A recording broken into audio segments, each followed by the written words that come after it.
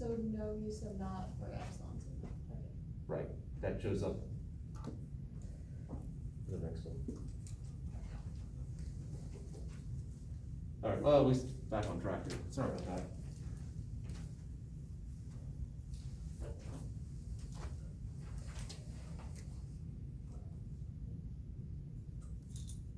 All right, anyway, now we're back. So we got a minus sign there, we got 3 negative signs over here. 2 of these obviously will cancel out each other. The other negative sign will cancel out with the one over here. So all the minus signs go away.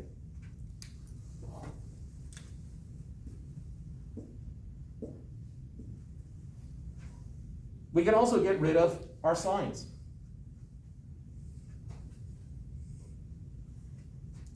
And this whole thing simplifies down into just this very simple, my wave number times the amplitude of my electric field is equal to my angular frequency times the magnitude of my magnetic field. If I bring K over here and I bring B over there, I get EM over BM is equal to omega over K. And that's our speed. And I'm going to write that over here because that's going to come back.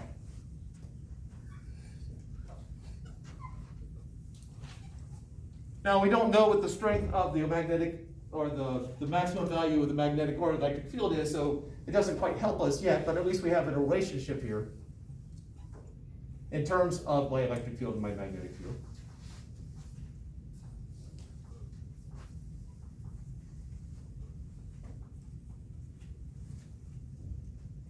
All right, questions here? We're halfway. We're going to do the same thing again, except this time with Ampere Maxwell instead of Faraday.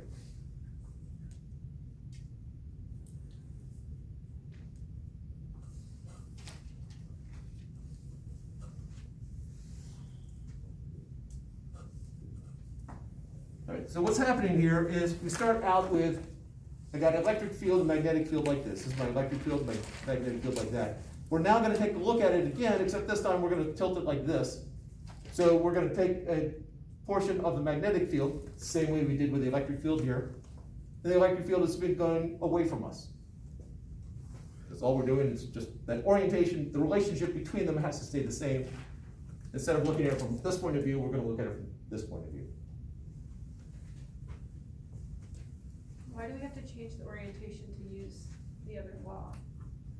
Is it just for the sake of practice, or is that required? We have to get the same orientation because, again, the direction of the electromagnetic wave requires that the relationship between the two stays the same. Also, it's much easier for me to draw a rectangle flat on the board than to try to draw a rectangle coming out.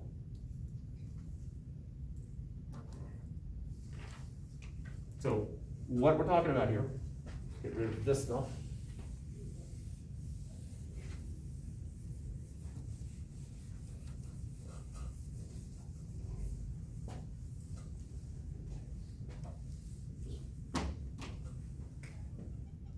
We're going to add up all the magnetic fields along some path, as long as we end up back where we started. And that's going to be equal to u sub naught epsilon sub naught. Now's the time for it. There's no traditional current, so we have this change in the electric flux over the change in time. And my drawing, I still am taking a rectangle. In this drawing right here, it would be,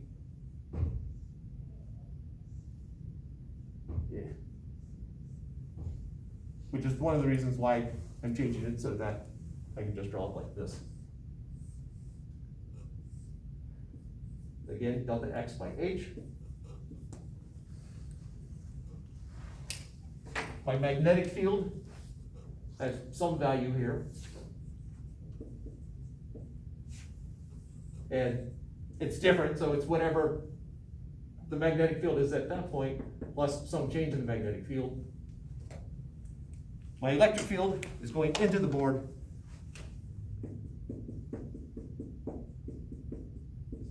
field.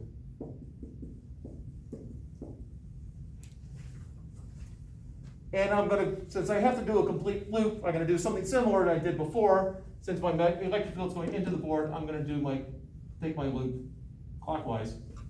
So I'm gonna start here and go along this path, then B, then C, then D. And we go through B dot DL along each segment. So that's B sub A, delta L sub A, plus B sub B, delta L sub B, plus B sub C, dot delta L C, D delta L B is equal to U naught epsilon sub naught, change in my electric flux, which is E dot A, over D. Brooke? Could you tell us the way that the electric field and the magnetic field are oriented this time? Because I think I'm confused about how the electric field is going into the board. Yeah. All right, so still in the same section right here. Right. My electric field is up, magnetic field is coming out. Right. And all I've done is, instead of looking at it from that point of view, I'm looking at it from that point of view. From that point of view. Okay, so the box, the like red box that you drew on the board, where it's like out on the magnetic field, we're looking at it, I guess I'm confused because I'm looking at it that way and I'm thinking, okay, the magnetic field makes sense, but the electric field going into the box doesn't make sense. But you said you oriented it. I'm looking at it from below, so basically if this is my electric field, and that's my magnetic field coming out, I'm looking at it like this, where the electric field's going away from me. So this is going up and then this, okay, I see. So all I've done is just look at it from that point of view. Right, so into the board, okay, that makes sense. Okay. Thank you. Which of these is equal to 0?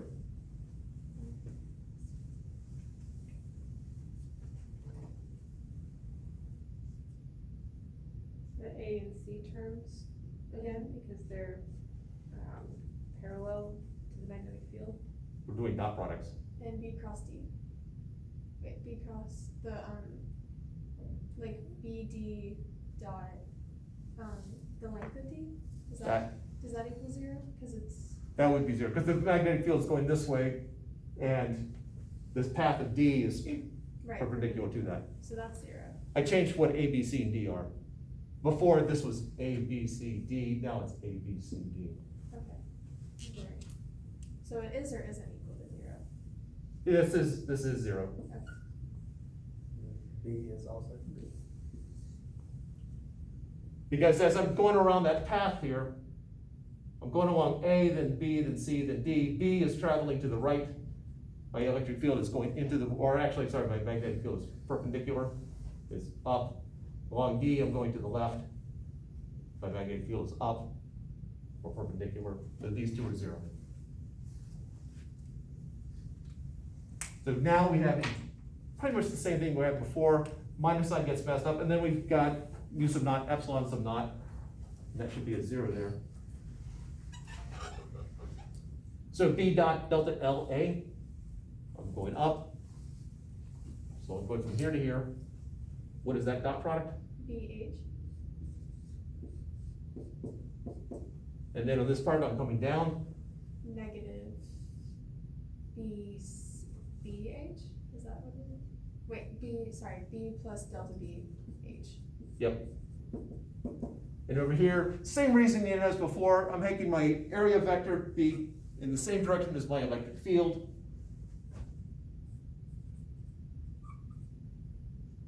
Area is not changing with time, so that just comes right out. We have delta E over delta T. We're going to distribute just like we did before. BH minus BH minus H delta B is equal to mu naught epsilon sub naught. My area, just the area of the rectangle, H times delta X times delta E over delta T. Let's get rid of stuff. What do we get rid of? BH.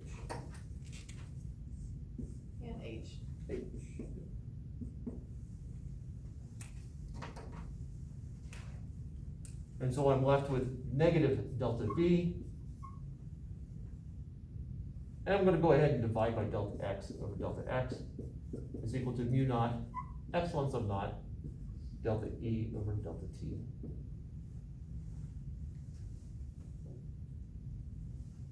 All right. We got a negative in front. Delta B over delta x. We're talking about the slope of this one with respect to position.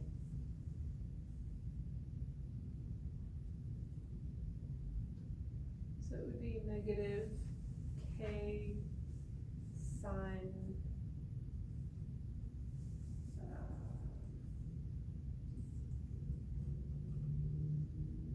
You say sine or times? I said sine. We're taking of that second equation, right? Yep. Yeah, of Wait, kx isn't it minus gonna be- omega t. Isn't it gonna be K times BM? Yep. Gotcha. So long, epsilon sub naught. All right, so now delta E over delta T. Is it gonna be negative or positive? It should be positive. No. It depends on what you're gonna say next. Okay. Then it should be negative.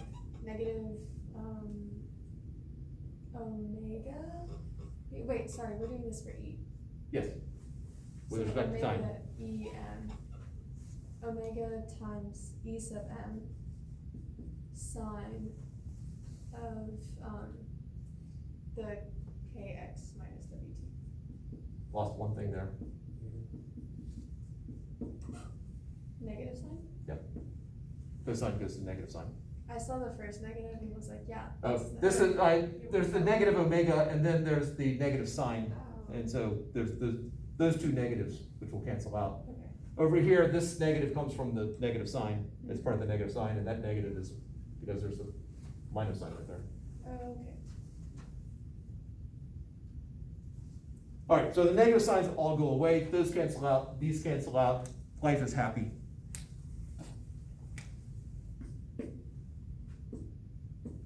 We also can get rid of our trig function because I have sine of kx minus omega t on both sides. And it simplifies down into something a lot nicer. So we have our wave number times the magnitude of the magnetic field, or amplitude, is equal to mu naught epsilon sub naught omega times the amplitude of my electric field. We're gonna do the exact same thing we did before because I want omega over k. And so k is here, that all the other stuff goes to the other side, so I'm left with Bm over Em mu naught epsilon sub naught. We are really close to the end.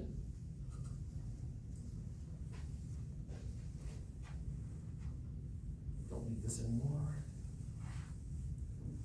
So for the first result, we had the speed of the wave was the electric magnitude of the electric field over the amplitude of the magnetic field. From the second time we did it, we have it as Bm over Em mu naught epsilon sub naught. If the speculation up to here is all correct, if Faraday and Lentz and Maxwell are not lying to us, this must be true. I'm going to multiply both sides by E over B, just to get these over here. So I'm left with Em squared over Bm squared is equal to 1 over mu naught epsilon sub naught.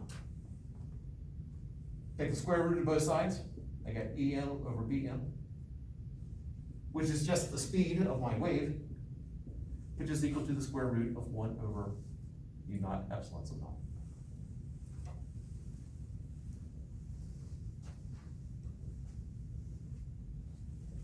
Well, mu naught and epsilon sub naught, we know those. We dealt with them at least. So that's the square root of 1 over 4 pi times 10 to the negative 7th times epsilon sub 0, which is 8.85 times 10 to the negative 12th. This is Tesla meters per ampere, and this is Coulomb squared per Newton meter squared.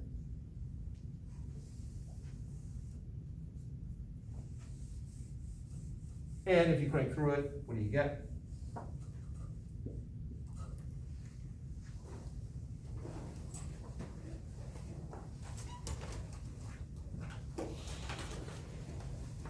Before we crank through it, can I ask why you squared the east of them and the beast of them over here when it's equal to 1 over 1 is over? Why I squared it? Yeah. Well, that came out of it when I multiplied both sides of the equation by e over b. So that these cancel out, these cancel out. I was trying to get the e's and b's all on one side. Oh, okay. Is it a very large number? Yeah, 2.99 times 10 to the positive 2, 3, 4, 5, 6, 7, 8. Oh, it's the speed of light. Ah! Units? Meters per second? Yeah. Is this the like electromagnetic wave that just, like it keeps going and going and going? So Yes. Maxwell gets this far, sees this and goes, it seems too much of a coincidence that the speed of an electromagnetic wave is the same as it's that close to the speed of light. That light, he speculates, doesn't come out and just say it, but he speculates that light is an electromagnetic wave, and he is correct.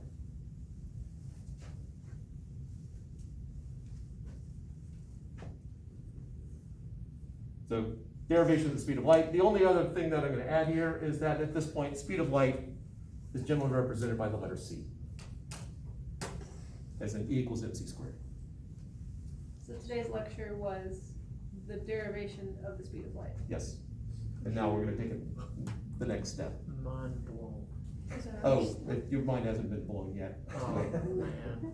Can't get any better. Step it back in, because it's gonna vary If I've asked this already, sorry. Stuff it back in, is that what you're saying? If I've asked this before, it should be very quick.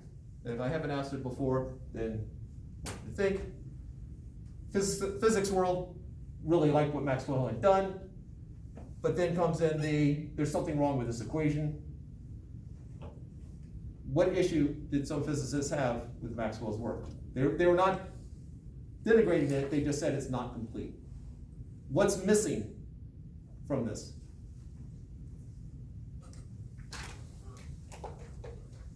Or what would a physicist look at that and go, yeah, okay, that really is good work, but obviously there's something missing.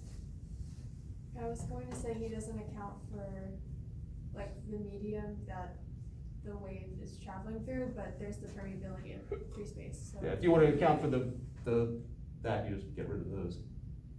Now we've accounted for it. Now what? We've accounted for whatever medium it's traveling through. But let's keep it going through a vacuum.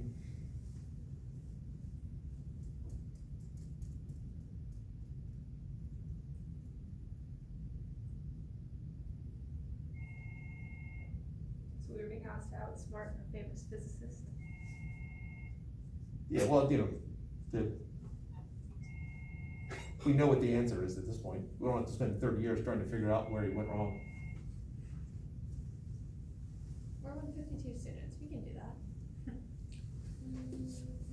All right, so how fast are you traveling right now? Oh, I thought this sounded familiar. That Okay, was the same question to us early in the semester. yes. I don't remember how fast, but the Earth is Depends on spinning, the it's context. moving through the, yeah. There's no reference here.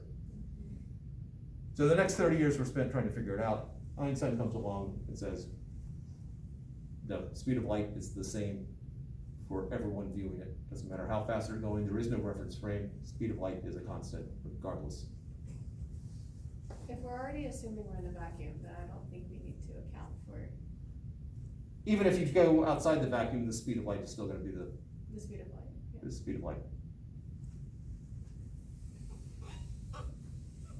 And when you're outside of a vacuum, so let's say light's traveling through air. Basically, when it's going through a medium, it gets absorbed and then re-emitted. So in between absorption and, after it's been emitted and before it gets absorbed, it's still traveling at this speed.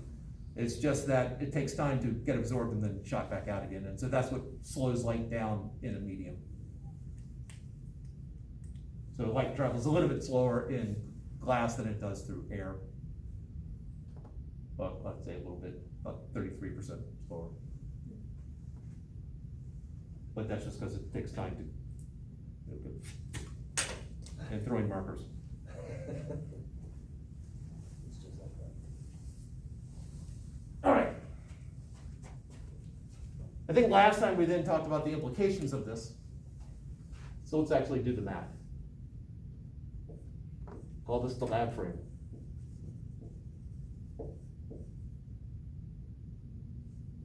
I got a mirror. This box is moving to the right at some speed v. And as it's moving to the right, it's going to shoot a light beam upwards from its point of view. So the light, because there is a sideways component to the velocity, the light's going to hit here, and then when the box is over here, the light's going to hit the box. In the box frame, the box is just sitting there, and it shoots light up, and the light bounces back. So if you're from the point of view, if you're in the box, you'd see light go up, come back. If you're setting off to the side, you'd see the light go there and then travel over here. This distance here would be the same in both frames. We'll call it h. And we talked about last time that if the light is traveling farther here than it is here, but the speed is the same, well, if speed is distance over time, if c is the same for both situations, if delta x is different, delta t is different. Times are not the same for the two situations. Time is not a constant. So I'm going to say the time it takes for this to happen is t, and the time it takes for this to happen, I'm going to use t sub p. Some textbooks will do t sub 0. I'm doing p. In the first situation, well, I've got a triangle there. I've got actually two right triangles. If I think about just the first half of the journey here, I know it goes, the vertical distance is h,